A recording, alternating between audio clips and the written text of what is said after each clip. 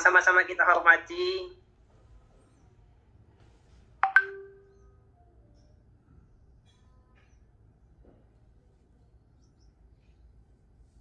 Bapak Dr.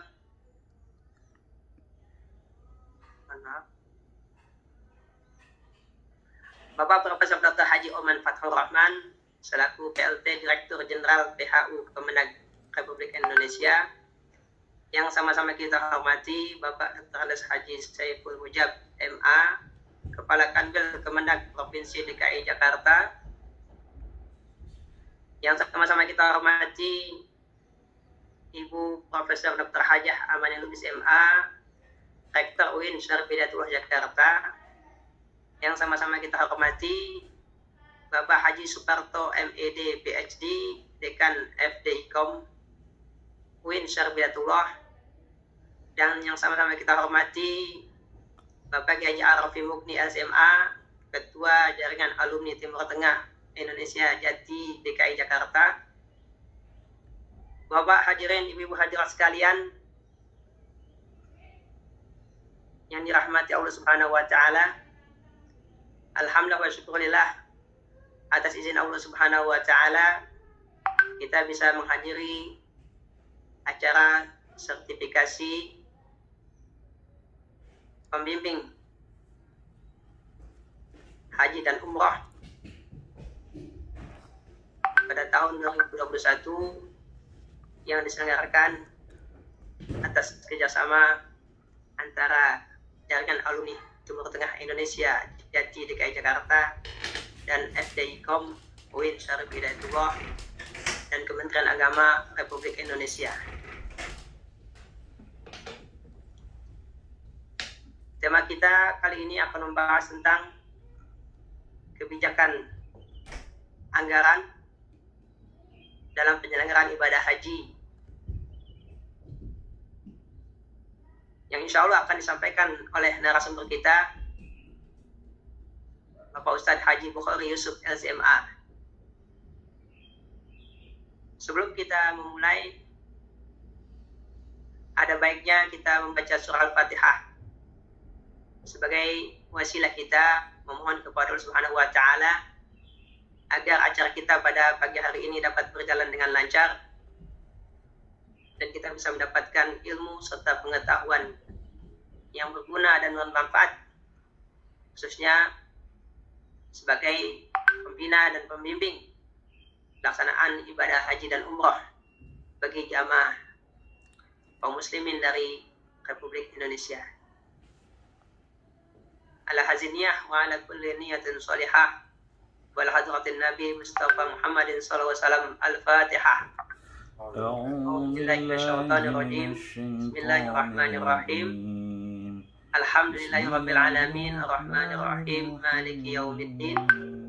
Iyyaka na'budu wa iyyaka nasta'in ihdinas siratal mustaqim siratal ladzina an'amta 'alaihim ghairil maghdubi 'alaihim waladdallin.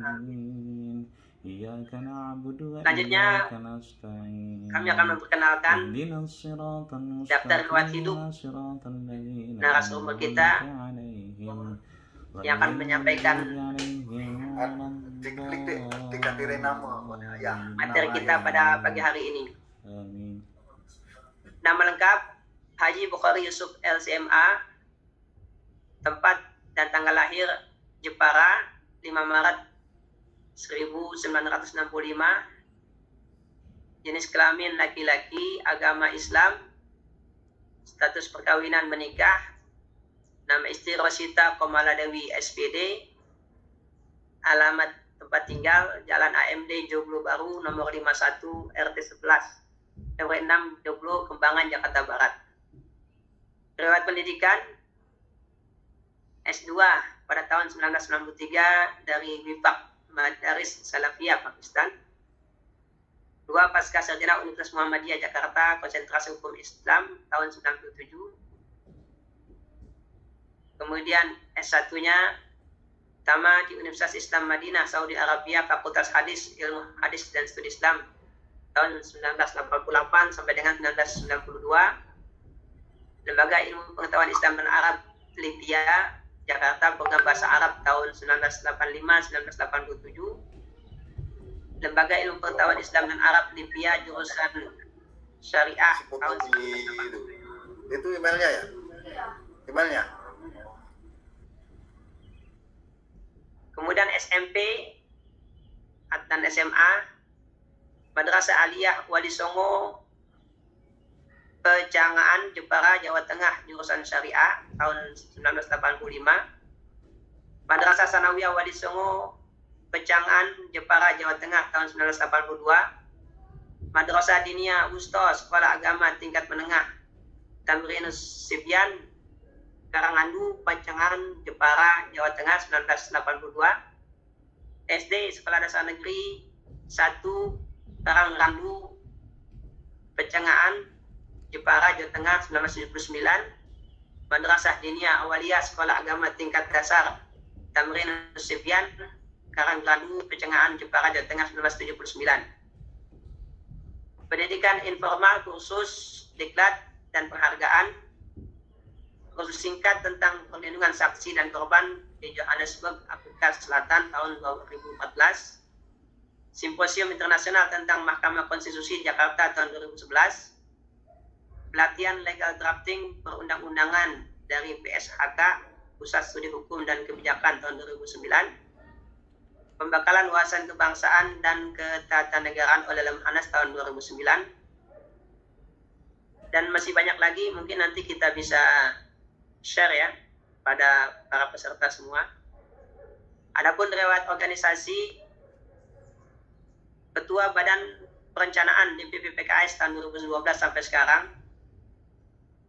Majelis Idarah Pengurus Harian dan Anggota Internasional Forum for Islamic Parliament tahun 2013, Direktur Eksekutif Dewan Syariah Pusat Partai Keadilan Sejahtera tahun 2011-2012,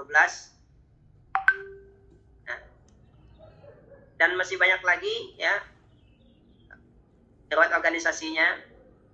Riwayat pekerjaan, anggota Lembaga Pengkajian MPRI 2015 sampai sekarang, konsultan pionir Global Resource dan Development SDN BHD Kajang Selangor Darul Ihsan Malaysia, Direktur Law Center FPKS 2014-2017, Ketua Sekolah Tinggi Ilmu Usuluddin STIU di Rosat Islamiyah Al-Hikmah Jakarta 1999 sampai sekarang, anggota DPR RI tahun 2009-2014, dan masih banyak lagi ya. Namun untuk menyingkat waktu, kami tidak menyebutkan semua, nanti bisa kita bagikan mungkin kepada peserta. Pengalaman lain yaitu kunjungan pelatihan workshop strategic thinking tahun 2016, kajian tentang geopolitik global 2014, pengusul RUU Kewirausahaan Nasional 2014, anggota Panja Undang-Undang Perlindungan Anak 2011, dan masih banyak lagi. Namun untuk menyingkat waktu, mungkin kami cukupkan ya, sebagian saja yang kami bacakan.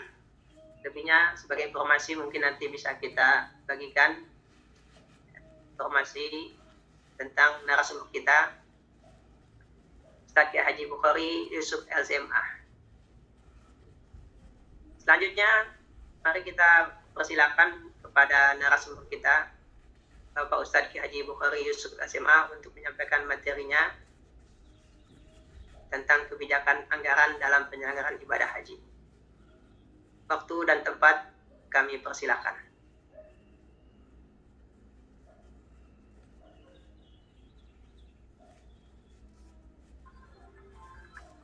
Terima kasih Pak Ahmad Mashkur. Assalamualaikum warahmatullahi wabarakatuh. Waalaikumsalam. Assalamualaikum warahmatullahi wabarakatuh. Alhamdulillahi rabbil alamin. Alhamdulillahilladzi wa kafa, wassalatu wassalamu ala habibina al-mustafa wa ala alihi wa ashabihi min ahli sidqi wal wafa. Wa qala Allah ta'ala fi kitabil ula, walillahi ala al-nasi hijjul bait man istata'a ilaihi sabila, amma ba'd. Bapak Ibu sekalian yang saya cintai, boleh jadi di dalam grup sertifikasi pembimbingan haji dan umroh profesional. Ini ada teman-teman saya atau ada sahabat-sahabat saya, ada adik saya, abang saya, mungkin boleh jadi ada guru saya, tapi mungkin saya tidak bisa menyebutkan satu persatu. Tapi anggap saja ini satu meja bersama dengan teman-teman. Oleh karena itu, kita awali pagi ini dengan senyum ceria. Mudah-mudahan semakin memperkokoh dan memperkuat persahabatan dan jalinan hati serta keimanan kita, serta meningkatkan imunitas tubuh kita sehingga kita semua dikaruniai dengan situasi yang sehat walafiat, terjauh dari berbagai bentuk penyakit, khususnya dari COVID-19 yang sangat menjadi perhatian kita.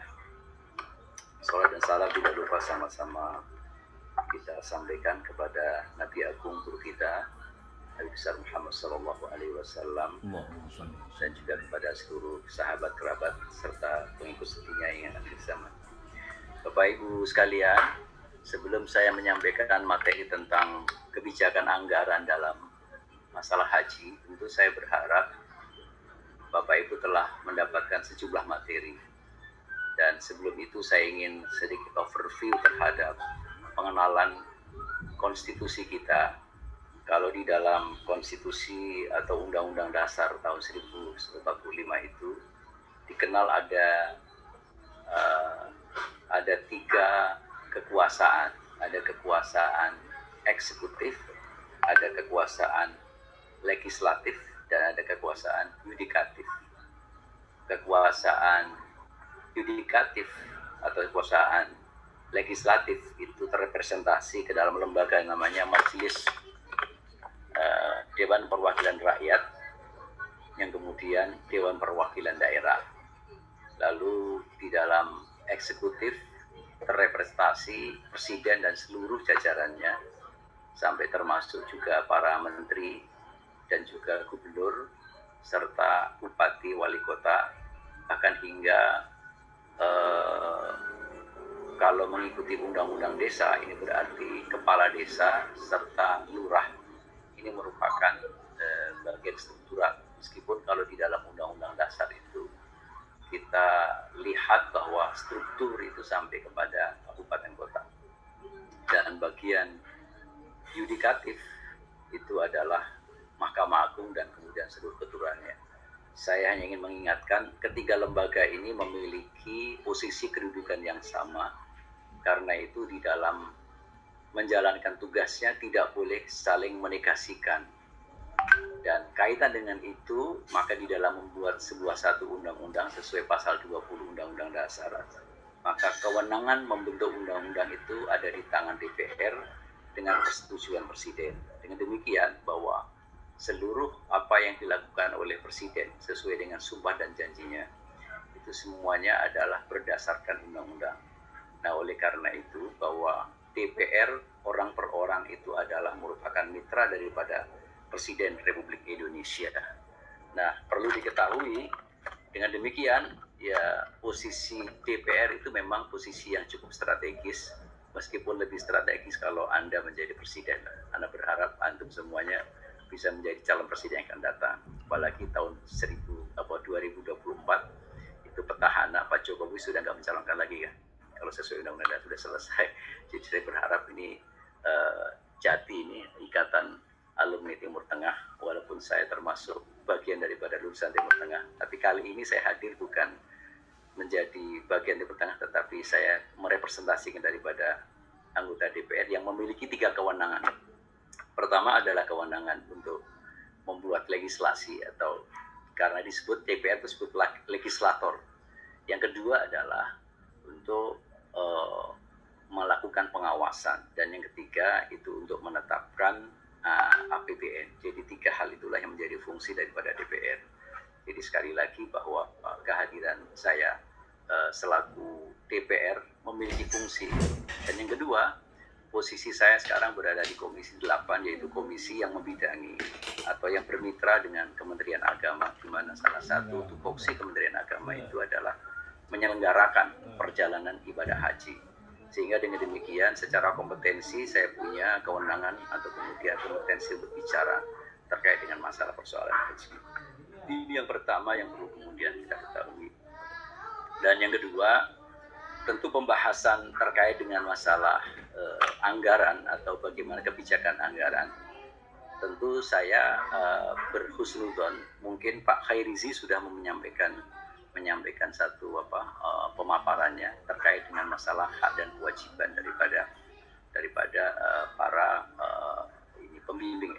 Dan adanya kegiatan seperti ini itu sebenarnya turunan daripada Undang-Undang 8 tahun 2009 yang sudah disiapkan dan dibuat oleh DPR, dan di dalam pasal 6 di dalam pasal 6 itu menjelaskan salah satu hak daripada jemaah haji itu adalah mendapatkan bimbingan.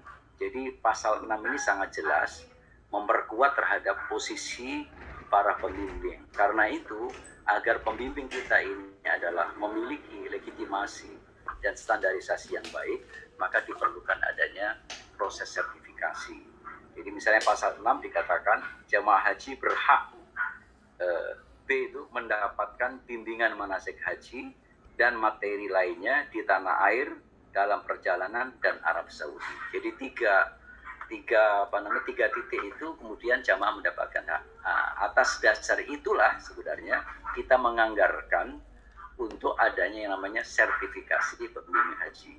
Saya ingat betul pada tahun 2007 ketika bimbingan haji cuma hanya sehari sekali aja itu. Jadi paling tidak sampai hari ini saya punya sertifikat pembimbing haji resmi dari Kementerian Agama waktu saya pernah menjadi pembimbing. Nah, Bapak Ibu sekalian, izinkan saya men-share terhadap materi yang sudah disiapkan teman-teman kami. Mudah-mudahan nanti bisa memandu kepada, tolong saya diberikan, bisa dijadikan co-host untuk bisa men-share ya. Oke, sudah tampak Pak, Bapak Ibu? Halo? Tampak. Apakah slide saya bisa tampak? Tampak. Pak Ahmad Maskur? Sudah, Pak.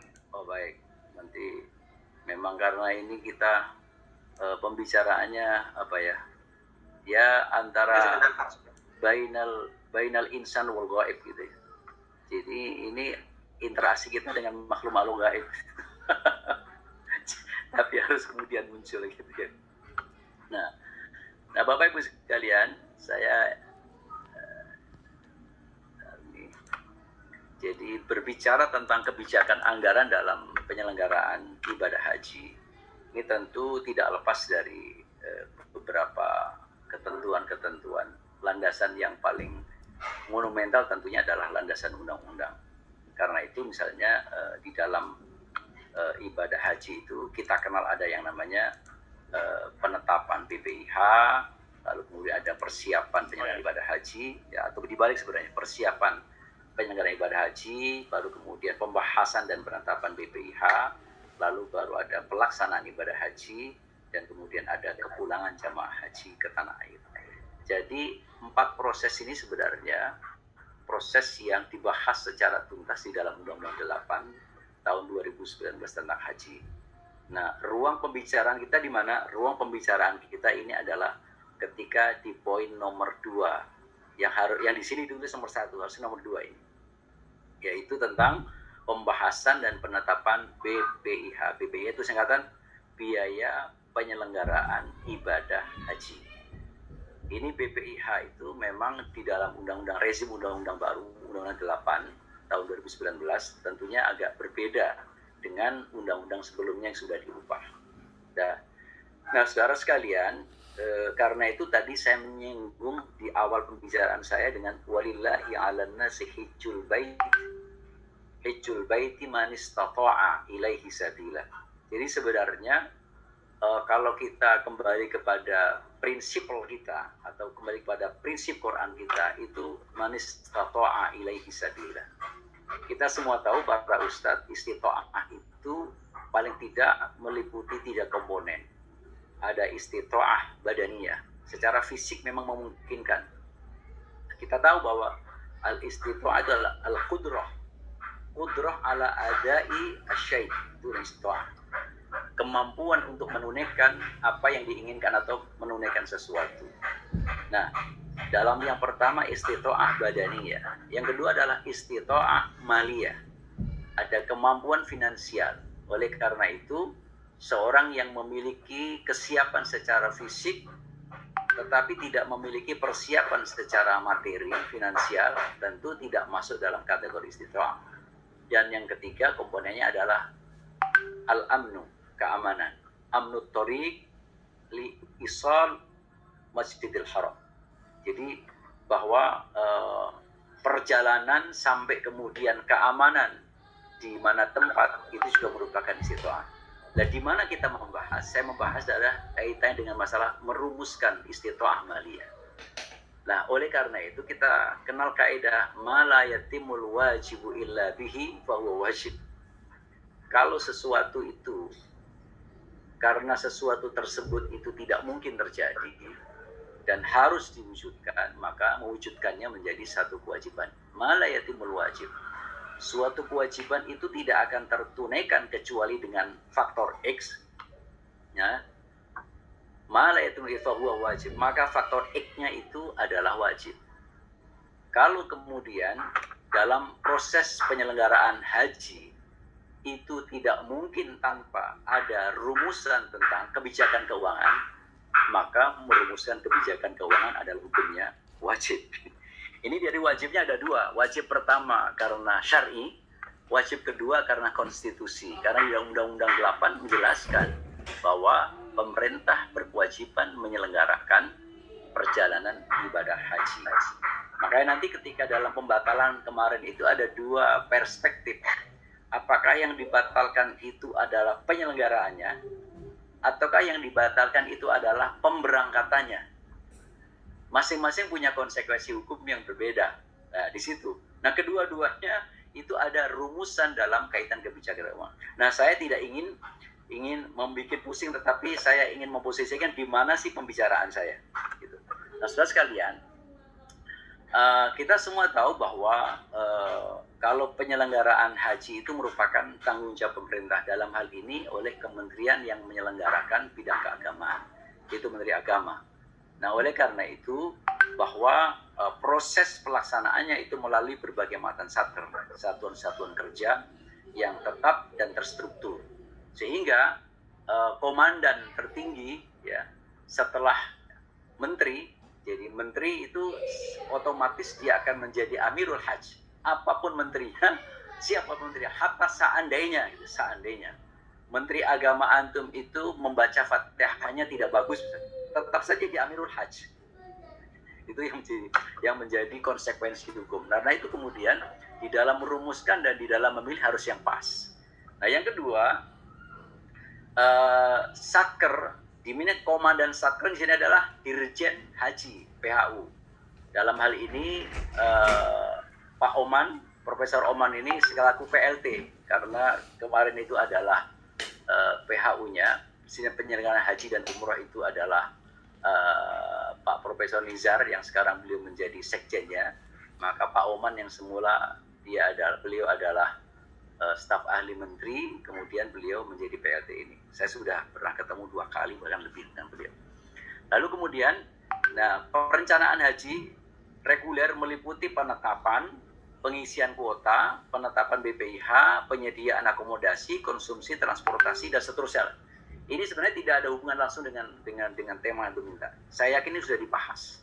Nah, oleh karena itu, nanti yang akan saya bahas lebih detail di mana, yaitu terkait dengan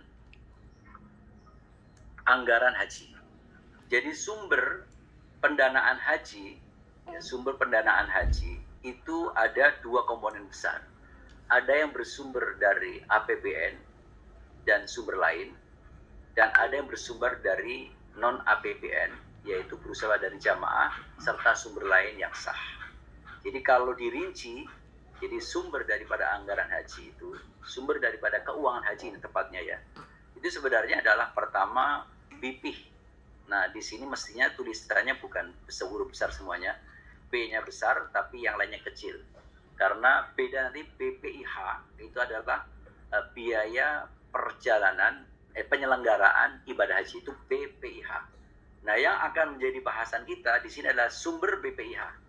Ini sumber BPIH itu meliputi BPIH. BPIH itu singkatan biaya perjalanan ibadah haji. Artinya biaya yang dibebankan kepada jamaah. Nah, sedangkan BPIH itu tidak cukup hanya mengandalkan jamaah. Dia ada komponen lain. Komponen lainnya apa? APBN. Misalnya seluruh kegiatan-kegiatan satker daripada haji yang di Kementerian Agama tidak semuanya itu dibiayai oleh uang dari jamaah haji. Sebagai bentuk konsekuensi, negara berkewajiban menyelenggarakan perjalanan ibadah haji. Karena itu negara harus mengeluarkan APBN sebagai bentuk konsekuensinya. Nah, yang ketiga adalah nilai manfaat. Nah, apa itu nilai manfaat? Nilai manfaat itu adalah suatu nilai atau hasil kelolaan dari yang dilakukan oleh BPKH. Saya berharap antum sudah mendapat materi dari BPKH, yaitu yang namanya Badan Pengelola Dana Haji. Jadi kalau BPKH ini tugasnya adalah uangnya jamaah haji yang 25 juta, itu bagi reguler ya, yang kemudian dikumpulkan untuk mendapatkan nomor porsi, nomor urut, yang apakah nanti urutnya ke tahun 25 atau tahun ke 35, atau misalnya seperti di Sulawesi Selatan tahun yang ke 40, urutan 40. Nah, kalau hajinya ada yang libur sekali, ada tutup sekali, berarti nambah lagi ke 41. Kalau 2 kali, sekali. Kita berharap yang mudah-mudahan 2021 dibuka lah, walaupun kemudian tidak harus sempurna. Situasi juga dahsyat ini. Lalu kemudian dana manfaat adalah sisanya dikelola, maka dia menghasilkan hasil kelolaannya itu ya disebut dana manfaat. Uang jemaah haji hari ini, Anda sampaikan kepada antum, itu kurang lebih sekitar 137 triliun. Ya, 137 triliun itu bukan uang yang sedikit. Makanya di negara kita atau di Kementerian Keuangan sekarang ini, yang termasuk lembaga yang punya uang fresh, cash money itu, ya BPKH. Jadi umat Islam sebenarnya kaya raya gitu. Tetapi kemudian yang menjadi problemnya adalah pikiran kita nggak kaya. Sehingga kita sering terjebak dalam persoalan-persoalan yang sangat kecil, tetapi tidak mengacu kepada sesuatu yang sangat besar. Nah, kemudian ada dana efisiensi. Apa dana efisiensi? Dana efisiensi itu adalah berbagai macam rencana kegiatan yang kemudian direncanakan tetapi tidak perlu direncanakan atau tidak terjadi, sehingga itu sisanya disebut dana efisiensi. Lalu kemudian ada sumber lain yang halal, misalnya ada hibah dan seterusnya. Jadi inilah 5 komponen, inilah 1, 2, 3, 4, 5. 5 komponen inilah, jadi dana efisiensi dan kemudian sumber lain. Inilah sebenarnya sumber daripada BPIH. Saya kira ini yang paling penting. Nah, oleh karena itu BPIH digunakan untuk apa? 1, untuk penerbangan. 2, pelayanan akomodasi. 3, pelayanan konsumsi. 4, pelayanan transportasi. 5, pelayanan di Arafah, Musdalifah, dan Mina. 6, untuk perlindungan. 7, untuk pelayanan di embarkasi atau di debarkasi. Bedanya kalau embarkasi itu pemberangkatan, debarkasi itu adalah pembongkaran. Artinya penurunan. Dia pulang. Lalu kemudian pelayanan keimigrasian. 8, premi asuransi dan pelindungan lainnya. Jadi ini premi asuransi jemaah haji itu ada asuransinya. Termasuk kemudian dokumen perjalanan, termasuk kemudian nanti biaya hidup. Termasuk kemudian yang belum masuk di sini adalah pajak. Jadi pembinaan haji jamaah haji di tanah air di Arab Saudi ini juga termasuk menggunakan biaya BPIH yang sumbernya tadi 5 hal. Nah, termasuk adalah komponen baru, itu adalah komponen pajak bagi jamaah haji yang masuk Arab Saudi. Jadi kemarin mestinya tahun 2020 itu dikenakan per orang 300 rial. Ini cukup besar, 300 rial. Nah, itu kira-kira komponen-komponen atau kemana uang itu didistribusikan. Tetapi enaknya sekarang, jadi uang itu orang yang setor itu langsung setor ke bank, namanya bank BPS. BPS itu singkatan bank penerima setoran. Ketika bank penerima setoran sudah mendapat uang 25 juta, maka ini terkoneksi dengan Siskohat, ya. siswa di Kementerian Agama, sehingga orang itu mendapatkan surat pernyataan yang disebut dengan nomor porsi. Anda mendapatkan nomor haji kira-kira tahun sekian. Nah, uang yang ada di dalam BPS itu langsung kemudian ditarik oleh BPKH, Badan Pengelola Dana Haji. Badan Pengelola Dana Haji ini sebenarnya adalah badan independen yang dibentuk melalui amanat undang-undang, bukan di Kementerian Agama. Oleh karena itu, potensi kebocoran uang, korupsi terhadap uang jamaah itu sangat kecil. Ya, sangat kecil. Utama yang ada di regulasi atau terutama yang ada di eksekutif. Jadi ini menyelamatkan kementerian supaya tidak tergoda dengan berbagai macam iming-iming uang itu. Nah, setelah itu kemudian uangnya dikelola oleh BPKH melalui dibuat deposito, dibuat pembelian sukuk negara, lalu diinvestasikan, lalu hasilnya totalinya itu kurang lebih dengan uang 133 juta, 133 triliun kemarin itu rata-rata memang setiap tahun mendapatkan return itu kurang lebih antara 5 sampai 7 sampai 6%. Kenapa? Karena mayoritas itu ditempatkan di dalam investasi pasar uang atau investasi semacam deposito yang sebenarnya itu sangat prudent, sangat hati-hati, tetapi sebenarnya low return. Jadi nilai manfaatnya sangat kecil. Dan kalau seperti sekarang ini justru semakin rendah. Bisa jadi returnnya cuma 2,5% per tahun. Dan nanti kita akan tahu sebenarnya bagaimana sih strategi atau kemudian politik anggaran. Ya. Ini mestinya politik anggaran dalam penyelenggaraan ibadah haji atau politik anggaran BPIH itu seperti apa. Nah, politik anggaran BPIH, ini saya lanjutkan dulu ya. Prosesnya seperti ini. Proses politik anggaran ini bahwa pertama Kementerian Agama ini mengusulkan besaran BPIH. Berapa sebenarnya BPIH atau melalui BPIH. Jadi misalnya Menteri Agama sudah membuat perkiraan uang manfaat dana haji tahun ini berapa, lalu kemudian uangnya jamaah berapa, supaya tidak terjadi pembiayaan yang sangat memberatkan, maka dibuat rasionalitas. Nah, tahun kemarin, tahun 2020, mohon maaf, ini saya masih bicara terkait dengan jamaah haji reguler yang jumlahnya ada 203.000. Karena dari 221.000 itu 8%-nya atau kurang lebih sekitar 17.000-nya itu ada jamaah haji khusus. Nah, jamaah haji khusus itu juga diatur di dalam Undang-Undang 8 tahun 2019, tetapi kemudian memang agak sedikit berbeda, cuman dalam kewajibannya semua sama. Jadi saya kembalikan, jadi Menteri Agama mengusulkan BPIH dan BPIH. Anggaran rencana seperti itu diusulkan kepada DPR. DPR dibatasi oleh undang-undang, DPR kamu punya waktu 30 hari untuk membahas. Oke, kita bahas. DPR lalu kemudian membentuk suatu panja atau panitia kerja. Nah, yang membentuk panitia kerja siapa?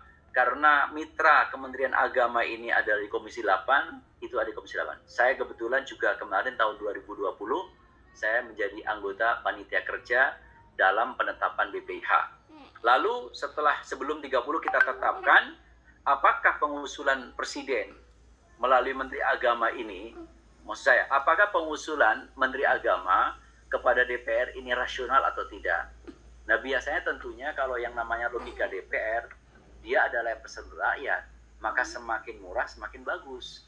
Tetapi harus rasional, jangan sampai kemudian nanti melampaui batas. Sebagaimana juga makin meringankan kepada jamaah kita makin bagus, asalkan tidak merusak sistem keuangan. Gimana Mas Rasul? Jadi sistem keuangan itu adalah kalau pola penganggaran di dalam biaya perjalanan dan penyelenggaraan ibadah haji BPIH itu skemanya adalah 5 sumber tadi itu.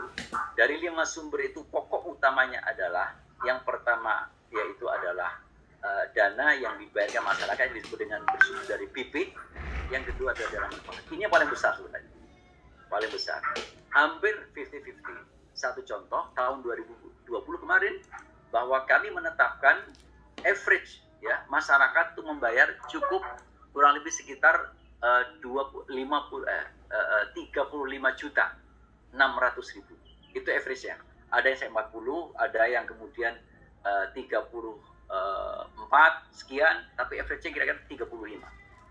Nah, padahal biaya per orang perjalanan ibadah haji selama 40 hari pulang pergi itu kurang lebih sekitar 69 juta. Ya, dibulatkan menjadi 70 juta. Nah, dari mana sebenarnya selisih yang siapa yang membayarkan? Nah, yang membayarkan selisihnya inilah yaitu dana manfaat jamaah haji yang dikelola oleh Badan Pengelola Dana Haji BPKH. Nah, setelah kemudian kita hitung dalam proses pembahasan di Panja ini selama kurang lebih 30 hari, maka kemudian kita kembalikan Kementerian Agama untuk dilaporkan kepada Presiden untuk mendapatkan penetapan oleh Presiden. Jadi yang menetapkan tentang BPIH, biaya penyelenggaraan ibadah haji, itu adalah Presiden. Nah, DPR di mana? DPR itu adalah salah satu komponen dalam proses membahas. Boleh nggak misalnya Menteri Agama kuculuk-kuculuk minta Pak Presiden tetapkan tanpa Presiden? Oh, nggak bisa. Itu batal demi hukum. Kenapa? Di dalam undang-undang telah menyatakan demikian. Artinya kesepakatan 3. Kenapa? Karena ini uang rakyat yang dikelola oleh rakyat, dana murni, bukan bersumber dari pajak. Sehingga representasi rakyat itu adalah memberikan pembelaan kepada rakyat agar tidak terlantar, agar tidak memberatkan. Itu kira-kira. Jadi ini kira-kira politik hukumnya. Nah, di mana letak yang tadi saya katakan? Yang penting bahwa biaya itu kemudian setelah kita tetapkan jangan sampai merusak tatanan. Apa yang maksud merusak tatanan? Jadi kalau setiap tahun itu kita hampir menorokin atau saya sebut agak sedikit ini ya mensubsidi jemaah haji per orang itu adalah kurang lebih sekitar 40% atau 39%, maka pertanyaannya adalah bagaimana nasib urutan jamaah yang masih 40 tahun. Ini harus dihitung betul ini. Jangan sampai nanti suatu hari semua dana daripada jamaah yang 25 juta per orang itu lalu kemudian pada gilirannya di tahun 35 uang habis.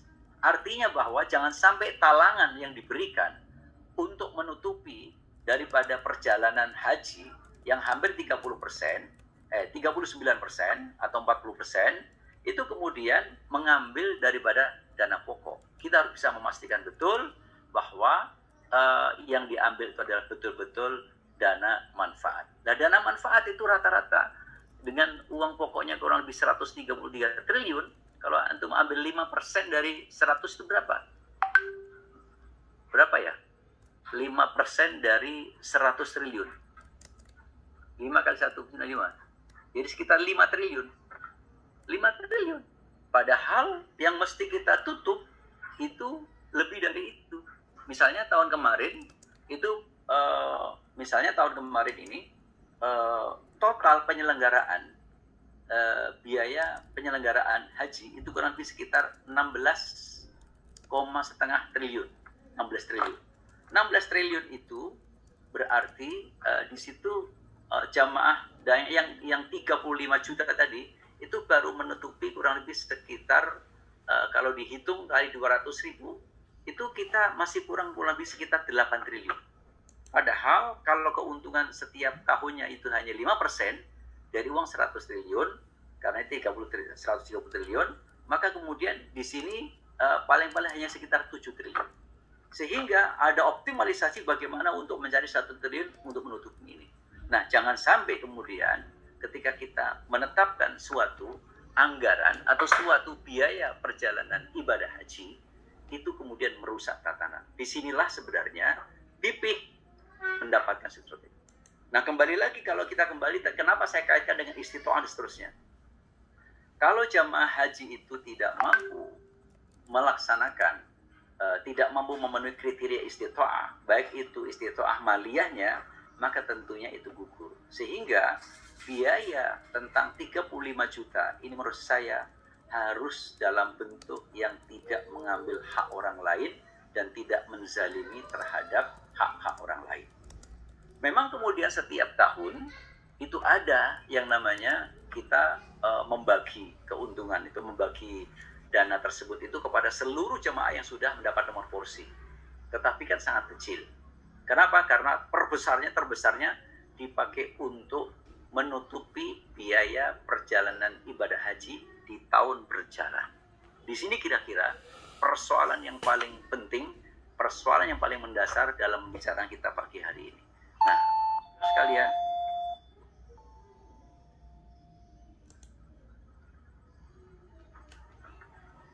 oke, saya kira sudah saya jelaskan.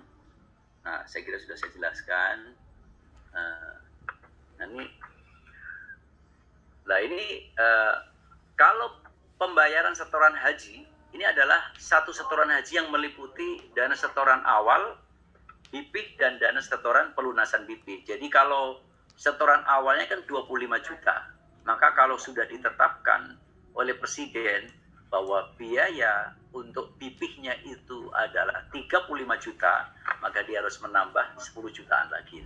Itu kemudian yang dimaksud dengan setoran haji yang meliputi dana setoran awal, BIP, dan dana setoran pelunasan BIP. Nah, sedangkan pembayaran yang disetorkan ke rekening BPKH di BPS BP. Jadi pembayaran yang itu kemana disetorkan ke BPKH, yaitu melalui Bank BPS. Nah, besaran pembayaran dana setoran awal BP ditetapkan oleh Menteri, serta kemudian dana setoran pelunasan BP dilakukan besaran BP ditetapkan oleh Presiden. Jadi disinilah kira-kira proses yang kemudian tadi saya jelaskan. Nah, memang salah satu kelebihan di Undang-Undang 8 tahun 2019 itu ada kejelasan terkait dengan masalah penggantian. Kalau seorang itu membatalkan tidak jadi berangkat haji, padahal dia sudah dinyatakan istitoah, maka dia bisa menarik seluruh uangnya plus dana manfaatnya. Atau kemudian dia bisa berikan kepada keluarga. Memang yang menerima transferan hak kursinya ini terbatas. Hanya baru dibatasi untuk orang-orang tertentu, yaitu wali secara vertikal. Kepada bapaknya, atau kepada ibunya, atau kepada anaknya, atau kepada istri atau suami. Yang lain itu masih belum dibuka oleh undang-undang. Meskipun menurut saya, itu bisa dilakukan satu diskresi sepanjang itu mendapat persetujuan dari DPR. Nah, kemudian ini termasuk kelebihannya di dalam undang. Yang undang yang lama tidak ada. Nah, oleh karena itu dalam pengembaliannya jelas. Di tahun 2020 kemarin itu ketika dibatalkan pemberangkatannya, maka jamaah yang sudah menutupi setoran kedua, artinya 25 juta kan sudah lama, menutupi 10 juta sekian, itu dia bisa menarik kembali. Dan itu tidak banyak. Dari kurang lebih sekitar 203.000, itu yang menarik sekitar hanya ada 300-an orang dari seluruh Indonesia. Jadi nggak banyak. Memang jemaah itu sangat khawatir ya kalau kemudian mereka untuk antri begitu lama gitu. Nah, catatan pentingnya adalah termasuk di dalam penggunaan biaya yang bersumber dari dana manfaat, nilai manfaat dan juga efisiensi. Apabila penggunaan nilai manfaat efisiensi lebih dari 2,5%, itu mutlak harus mendapat persetujuan dari DPR. Nah, saya kira ini yang kemudian menjadi penting. Nah, termasuk jadi apakah jamaah haji khusus yang sudah menyetor, ya, yang kemudian dinyatakan berangkat pada hari itu, pada tahun berjalan, ketika nanti berangkat mendapatkan dana manfaat, dia mendapatkan. Tahun 2020 itu kemarin, jamaah haji khusus itu mendapat alokasi dana yang bersumber dari dana manfaat itu sebesar 16.484.184.476 rupiah. Jadi ini masih kecil. Memang ini beberapa kali mereka datang ke komisi untuk memprotes kenapa kemudian hak bagian kami itu kecil. Ya karena memang dana manfaat itu terbesarnya dipakai untuk menutupi kekurangan, bukan kekurangan, menutupi terhadap pembiayaan haji bagi jamaah reguler. Nah sedangkan kalau jamaah yang khusus, mereka itu sudah mandiri, tidak perlu kemudian mendapatkan penambahan. Penambahan cuma hanya ini hak dana manfaat yang dibagikan kepada calon-calon jamaah haji khusus.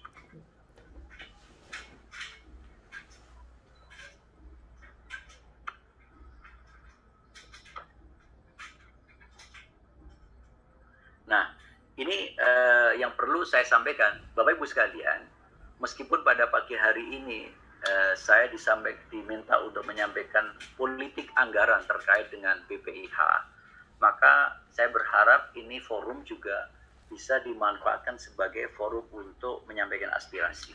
Jadi sekaligus Anda bisa, Bapak Ibu bisa menyampaikan berbagai macam usulan, bahkan kritik sekalipun, kalau memang kritiknya itu adalah memiliki argumen yang mendasar, tentu akan kita terima. Dan untuk perbaikan sistem ke depan. Jadi kami berharap ini akan bisa menjadi forum yang sangat baik di antara kita. Nah, termasuk karena itu komitmen kami DPR ini sebagai representasi masyarakat, maka di dalam Panja tahun 2020 kemarin itu, selain hak-hak yang sudah selama ini ada, misalnya seperti living cost 1.500 real itu sudah ada, masih berjalan. Lalu kemudian juga bus solawat itu juga sudah ada.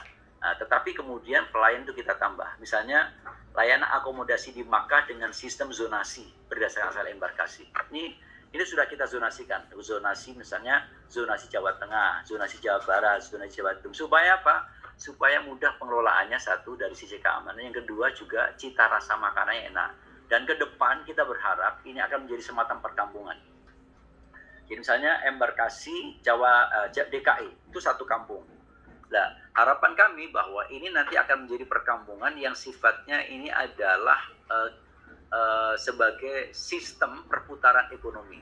Selama ini sebenarnya uang jamaah haji itu yang kembali ke tanah air itu hanya kurang lebih sekitar 20%. 80%-nya semuanya habis di Arab Saudi. Beda dengan pola penyelenggaraan turis-turis Cina yang di Indonesia. Gue lihat, turis-turis Cina di Indonesia sebelum pemerintah Cina itu mengeluarkan kebijakan turis banyak-banyaknya ke Indonesia, pertama dia telah beli berbagai macam hotel di kawasan-kawasan, misalnya sebut saja Bali. Lalu dia sudah beli juga misalnya restoran-restoran. Lalu kemudian dia sudah kerjasama dengan akomodasi, masalah transportasi macam-macam. Bahkan itu milik mereka. Punya sama mereka, sehingga ketika turis datang ke Indonesia langsung melalui Bali, dijemput oleh mobil sahamnya Cina, setelah itu dibawa ke hotel sahamnya Cina, setelah itu dibawa ke restoran Cina. Jadi 80% balik pada mereka, kita cuma dapat kotorannya doang. Ini kira-kira ini namanya politik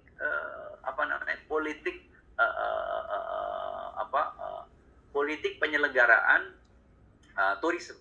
Nah, yang salah siapa? Yang salah kita sendiri. Nah, kita haji ke depan harusnya begitu. Bahwa misalnya setiap orang, kalau kemudian kita biaya pokoknya saja itu mencapai 16-17 triliun, pokok saja, itu 80%-nya semuanya berada di sana. Nah, pertanyaannya, kenapa kita tidak membuat satu sistem yang saling menguntungkan? Karena itu dibuka zonasi, termasuk oleh-olehnya, termasuk tempat tinggalnya, dan seterusnya. Tapi ini mengregulasi semua yang menjadi salah satu masalah, dan egoisme itu. Nah, jadi ini gagasan tentang zonasi ini sebenarnya dalam rangka untuk itu. Termasuk makanan. Saya menunjuk ke beberapa restoran yang menyiapkan terhadap makanan jemaah haji. Itu semuanya juga, kalau nggak dari Yaman, dari Turki. Indonesia mana? Maaf, Indonesia cuma hanya dulu, ya sekitar Jalan Azizia, kalau pagi-pagi nasi uduk, ketika ada baladia lari kejar-kejar, kasihan amat. Harusnya kemudian diangkat martabat. Di sini kira-kira politik penyelenggaraan. Lalu kemudian layanan bus solawat. Ini jadi pokoknya yang 1 kilometer harus berhak mendapatkan itu.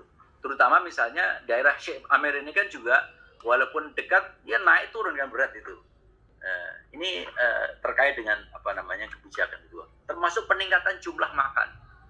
Dulu itu sebenarnya sebelum tahun 2020 jemaah haji kita semua tahu kalau 3 hari sebelum Arafah itu pasti Mekah crowded karena semua jemaah terkonsentrasi sehingga transportasi susah setengah mati. Oleh karena itu banyak sekali jamaah yang tidak bisa makan. Akhirnya selama 3 hari makan mie mulu gitu problem.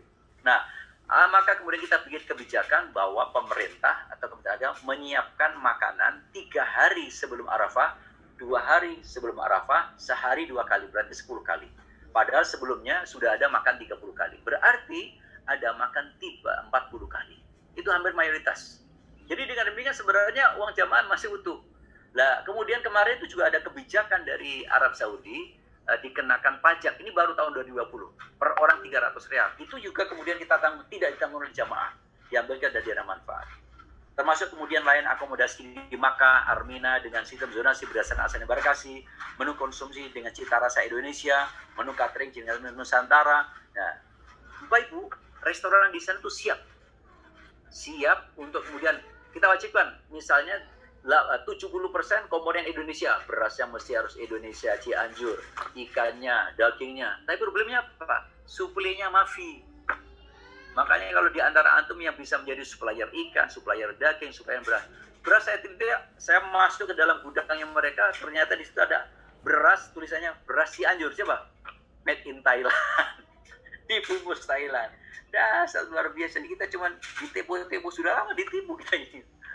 Bapak Ibu sekalian, saya kira ini adalah persoalan atau kebijakan atau politik anggaran dalam penetapan biaya penyelenggaraan ibadah haji. Dan sekali lagi, ikhwas sekalian, mudah-mudahan melalui forum ini kita bisa bersilaturahmi dan bisa share jauh lebih terbuka, lebih tidak ada tekanan siapa-siapa, dan sekaligus ini sebagai forum untuk aspirasi. Demikian saya kira yang bisa sampaikan. Wallahu a'lam bishawab. Wallahu muwaffiq ila aqwamit thoriq. Assalamualaikum warahmatullahi wabarakatuh. Waalaikumsalam warahmatullahi wabarakatuh.